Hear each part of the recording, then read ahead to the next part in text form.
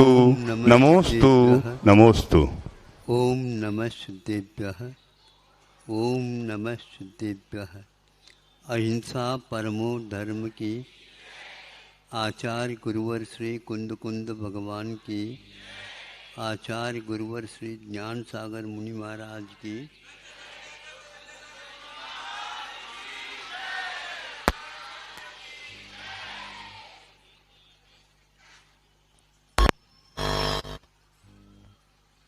ज्ञानांजन शलाकया चक्षुरुन्मीलितं येन तस्मै श्री गुरुवे नमः। उन गुरु महाराज को बार बार नमस्कार करता हूँ जिन्होंने अपने सम्यक ज्ञान के माध्यम से जैसे आँखों में ज्योति को उभारा जाता है अंजन शलाका के द्वारा, वैसे हम लोगों को गुरु ने नेत्र ज्योति दी है जो मोक्ष मार्ग में काम में आती है। यह जो चक्षु चरम चक्षु केवल मूर्त को ही दिखाती है और मूर्त में भी केवल रूप को ही दिखाती है।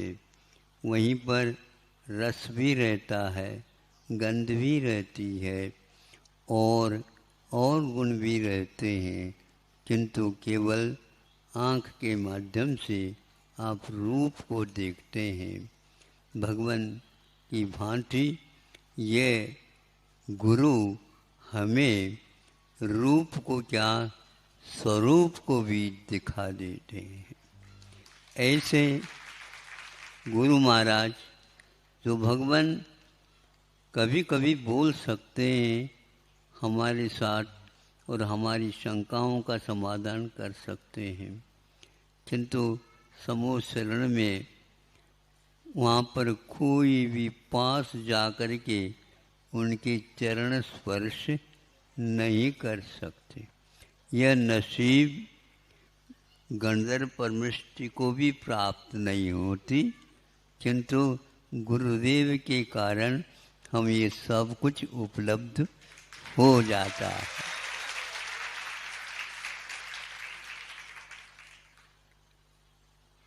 क्योंकि हमारे पास मान है, सम्मान है, आदि आदि, किंतु गुरु के पास जो गुण है उसके समान हम बनना चाहते हैं, इन गुणों को भी बनाना चाहते हैं। मान को तो बहुत कुछ पा लिया, किंतु मान के द्वारा कुछ हमारा कल्याण नहीं होता। मान के त्याग में ही हमारा वह सम्मान निहित है। यदि आप सम्मान पाना चाहते हैं तो ऐसी चर्या अपनाओ जो गुरु के पास होती है। वे तिरस्कार में भी और स्वीकारता में भी, दोनों में भी समान चित्त रखते हैं और संसारी प्राणी उबल जाता है। शांत बैठा हुआ भी एकाध शब्द सुन लेता है तो उसमें उफान आ जाता है। ये तूफान क्यों आ जाता है जीवन में? अज्ञान के कारण। इसलिए वे अज्ञानत मिराना नाम ज्ञानांजन शलाका, अज्ञान रूपी तिमिर चारों ओर फैला हुआ है। गुरु ही एक ऐसे हैं, वह टॉर्च के माध्यम से हमें सब कुछ दिखा देते। कभी कभी वह सूर्य नहीं है, चंद्रमा भी वह भी नहीं है, ताराएं हैं टिमटिमाती रहती हैं, किंतु नीचे देखेंगे, थोड़ी से अपनी आँखों को अच्छे खोलेंगे तो पगडंडी हमें वह देखने में आ ही जाती है। अपनी छाया भी हमारे लिए एक प्रकार से पथ का काम कर जाती है और उसके माध्यम से भी हम आगे बढ़ जाते हैं। हजारों हजारों वर्ष व्यतीत हो गए हैं। ऐसे गुरुओं के द्वारा यह धरती पवित्र हुई है और आज भी वह यदि पथिक इसको देखता है तो उसे ये विश्वास हो जाता है। भजन में कई बार सुना हमने, बहुत अच्छा भजन है, लेकिन इसका अर्थ बहुत गहरा है। अब हमें एक प्रकार से और किसी की आवश्यकता नहीं है। अब हमें क्या करने, कुछ नहीं करने, क्योंकि हमारे लिए तो गुरुदेव यहाँ से निकल गए हैं, तो पथ की कोई आवश्यकता नहीं। पद चिन्ह भी हमारे लिए पर्याप्त है। परोक्ष में होते हुए भी जैसे उन्हें प्रत्यक्ष गुरुदेव दर्शन दे रहे हो, क्योंकि उनके प्रत्येक कदम में ये भाव रहता है किसी जीव को भी कष्ट न पहुँचे हमारी चेष्टाओं के द्वारा। इसीलिए उन्होंने अपने मन को ऐसे संबोधित किया है कि हमारे मन से किसी को भी कष्ट ना हो। इसके लिए ही उन्होंने ये सद्भावना 24 घंटा भाई है। प्रत्यक्ष में भी और परोक्ष में भी उन्होंने इस प्रकार का कार्य किया है। हमें यदि उनकी साधना का बहुत अल्प अंश भी यदि प्राप्त करना है तो उस श्वान के समान हमें कभी नहीं देखना। कौन सा श्वान आ गया, कौन सा कुत्ता आ गया, नहीं, बहुत अच्छा उदाहरण कि बैलगाड़ी चलती है, किसान बैलों को हाँकता है और ऊपर से उनको संकेत देता है, जल्दी चलो जल्दी चलो, और वो जा रहे हैं। तो किसान समझता है इन बैलों के कारण हम तो बहुत जल्दी पहुंच ही जाएंगे। वहीं पर पाला हुआ एक कुत्ता श्वान है और वह नीचे छाया मिलने के कारण गाड़ी के नीचे से चल रहा होता है। उस छाया के कारण उसे सुचारू रूप से अन्य जो श्वान हैं उनसे भी बच जाता है और धूप से भी बच जाता है। और वह सोच रहा है ये क्या किसान चला सकता है, मेरे वजह से गाड़ी चल रही है। ऐसा कभी भी हम न सोचे। इसलिए गुरु बार बार ग्रंथों में लिखते हैं, ये मैंने नहीं लिखा, जैसे कहा गया उपदेश में वैसा ही ज्यों का त्यों यहाँ पर रख दिया है। यदि फिर भी इसमें कोई गलती हो गई हो, अपनी लघुता को प्रकट करते हुए कहते हैं मैं इसके लिए क्षमा चाहता हूँ। और सब लोग इसको शोध करके सुधार करके इसका अर्थ जो बहुत गंभीर है उसको समझने का प्रयास करना चाहिए। आज का यह दिन गुरु पूर्णिमा का है, प्रभु पूर्णिमा का नहीं। गुरु पूर्णिमा कैसे आ गई, प्रभु पूर्णिमा क्यों गायब हो गई? गुरु बने बिना प्रभु बोल ही नहीं सकते।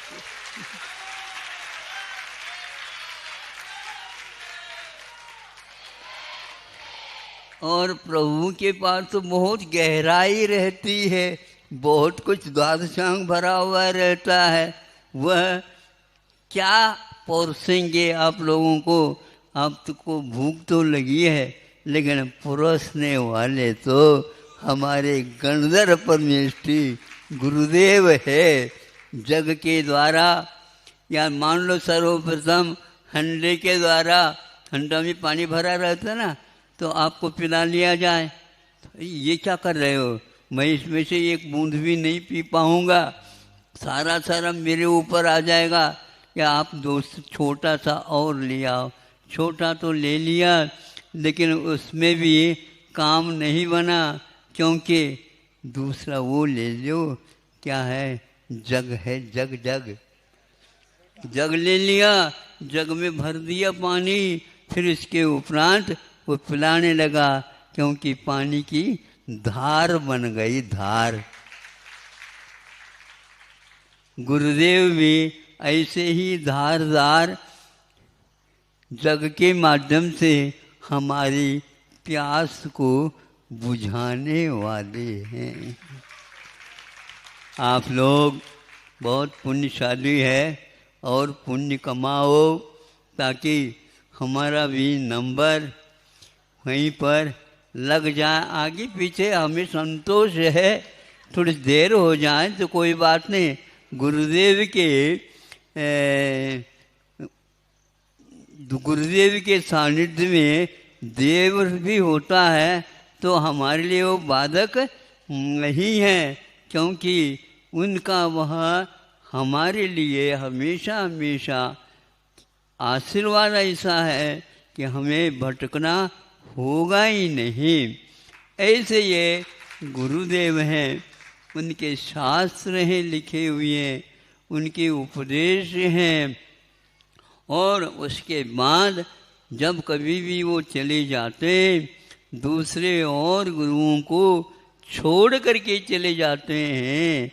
एक घर में यदि मान लो पिताजी कुछ बाहर जाने जाते हैं, तो घर में और जो शेष हैं उनको संकेत देते हैं, सब यथावत कर लेना, फिर डरने की बात है ही नहीं, और वह व्यवस्थित हो जाता है। ऐसे हमारे लिए तीर्थंकरों के अभाव में भी, बड़े बड़े आचार्यों के अभाव में भी, जो तात्कालिक आचार्य थे, उन्होंने हम लोगों के लिए लिख करके, संकेत दे करके चले गए हैं। इस समय हमें कोई भी उसका कष्ट नहीं है। मार्ग पर चलते हैं तो बीच में नदी आ जाती है, अब कैसे पार करें? धार बहुत तेजी के साथ चल रही है, तो सेतु यानी ब्रिज बनाया गया है, और वह पुल बनाया गया है, उसके ऊपर से आप चले जाते हैं। यदि मान लो सेतु नहीं मिला है, तो नाविक मिलता है, नाव चलाता रहता है, और आप वहाँ पर प्रतीक्षा करते हैं। उस तट से इस तट की ओर आता है नाविक, और आप लोगों को बिठा करके कहाँ तक ले जाता? घर तक नहीं, इस तट से उस तट तक ले जाता है, और वो कह देता है, भैया आप कष्ट नहीं पाना, अब अपने अपने घर चले जाना। अब घर को भी तो ढूंढना पड़ेगा। लेकिन तीसरा एक व्यक्ति वह मिलता है जो गुरु है, उन सब बाधाओं को पार करा करके हमें जब तक मुक्ति नहीं मिलती तब तक साथ चलता है। हाँ, बड़े व्यक्ति मान लो बड़े कदम रहते हैं, और छोटा सा बालक उनके उंगली पकड़ करके चल रहा होता है। आप अपने दम को पूरा रख नहीं सकते। जैसे बालक चल रहा है उसी गति से आप भी चलते हैं क्या नहीं? हैं? हाँ, क्योंकि ज़्यादा आप तेज़ी से चलेंगे वो चल नहीं पाएगा और न ही भाग पाएगा। इसलिए उसकी ख्याल रख कर के आप भागते नहीं, उसी प्रकार गुरु भी हम लोगों के लिए समझाते हुए ऐसे समझाते हैं जब तक समझ में नहीं आता है। तो बीच बीच में भगवान ने तो आज तक किसी के कान को पकड़ा नहीं, लेकिन गुरु छोड़ते नहीं किसी को और ऐसे कान पकड़ लेते हैं। शिष्य को कैसा लगता और थोड़ा खींच ले तो ठीक ही है, ताकि मस्तिष्क के जो नस हैं ज्ञान ज्योति जिससे लग जाती है वह कम से कम खुल जाए, ज्ञानांजन अकल ठिकाने पर आ जाए। तो अकल ठिकाना तभी आ जाता महाराज जब तक उनके कान तक हाथ नहीं आते। हाँ, इतना अवश्य है, कान टूट जाए इतने नहीं खींचते, क्योंकि उसी से तो सुनना है। तो ऐसा इनका जीवन रहता है। तो आज गंधर्व परमेष्टि का दिन है। हाँ, पहले आए वे अपने तप वगैरह कर लिए और बाद में प्रतीक्षा होती है। गंधर्व परमेष्टि जब तक नहीं होते तब तक महावीर भगवान भी प्रतीक्षा करते हैं। 66 दिन तक प्रतीक्षा हुई है, तब गंधर्व परमेष्टि मिले हैं। और वो जाते ही उनका अभिमान समाप्त हो जाता है और सम्मान के भाव जागृत हो जाते हैं और दिगंबरत्व को उन्होंने सीख लिया, स्वीकार कर लिया। और अगले दिन वहाँ एक प्रकार से कौन वीर शासन जयंती है। देखो यहाँ पर चंद्रगिरी में एक के बाद एक, एक के बाद एक, एक के बाद एक तिथियां आ रही हैं। तो आज गुरु पूर्णिमा है, कल अलग था, परसों अलग था, अब कल जो है वीर शासन जयंती है। जो प्रथम बार 66 दिन के बाद केवल ज्ञान प्राप्त करने के उपरांत उन्हें दिव्य ध्वनि का लाभ हुआ। उनको क्या आवश्यकता थी दिव्य ध्वनि की? आवश्यकता हम लोगों को सुनाने के लिए। और यदि जग का काम करने वाले हैं तो गंधर्व परमेष्टि हैं, उनमें से निकाल करके हम लोगों को पिलाना कल प्रारंभ करेंगे। यदि कोई बचेगा तो उनके लिए सुनाने में आएगा, आ सकता है। किंतु फिर पेट भर गया हो तो सब खाली हो जाएंगे। कल की जनता आज नहीं है। हाँ, तो आज की जनता कल भी तो बदल जाएगी। तो जीवन का बदलाव अनिवार्य है। तो यह कल शासन जयंती आएगी, प्रथम दिव्य ध्वनि खिलेगी और गंधर्व परमेष्टि उसको झेलेंगे और हम लोगों को वह पिलाएंगे। हमारी चिर जो लगी हुई प्यास पूरी बुझ जाए। ऐसे ही प्रभु से और ऐसे ही गंधर्व परमेष्टि से हमारी भावना है। समय आपका ज़्यादा हो गया, फिर भी स्वार्थ है इसलिए आप लोग चुप बैठे हैं। अहिंसा परमो धर्म की